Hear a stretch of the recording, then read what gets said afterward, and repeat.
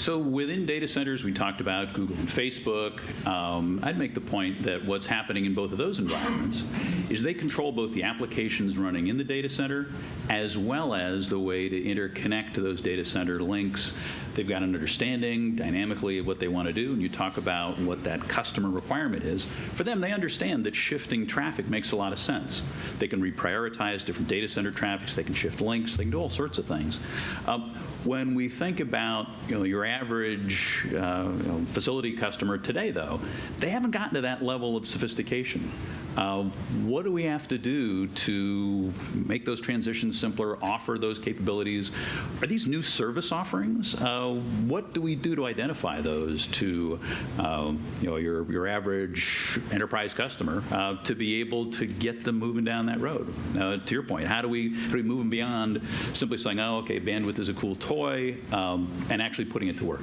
Well, there's two challenges there. One is developing the product and find a way to actually represent it as something they want. And the easiest way to do that is to wrap it into a product they already understand.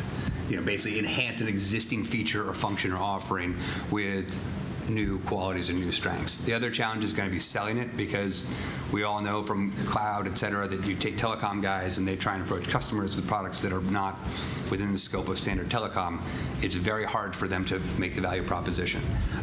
So that's, again, on both the customer education side and the sales education side, it's going to be a big challenge to create a productized offering that appeals to customers, that sales reps can actually represent adequately and sell, that will actually generate more revenue rather than take it away from existing revenue streams. I think most people in both the SDN and the NFV space are taking a step approach to adopting those technologies. I mean, if you think about SDN, there's a couple of distinct deployment models: a data center SDN and carrier SDN, or wide area network SDN.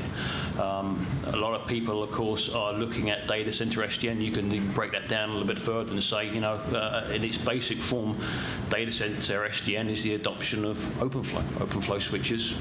Obviously cheap commodity switches with that separate control and forwarding plane. And a lot of people are doing just simply that right now. Obviously, as data center SDN grows and evolves, then you start looking at the adoption of more complex implementations, for example, around the network functions virtualization infrastructure itself, the cloud infrastructure. On the wide area networking side of things, of course, again, it's a step function.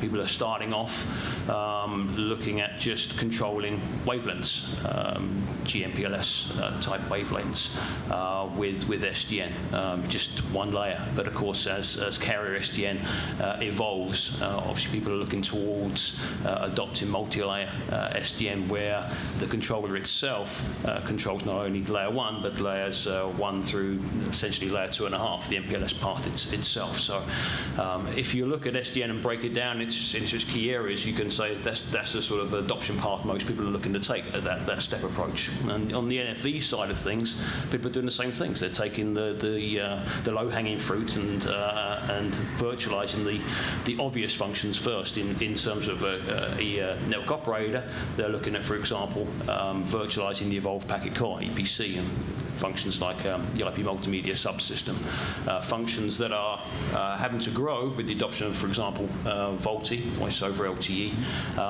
They're having to grow that infrastructure rapidly right now, so they're going to adopt NFV for those functions first.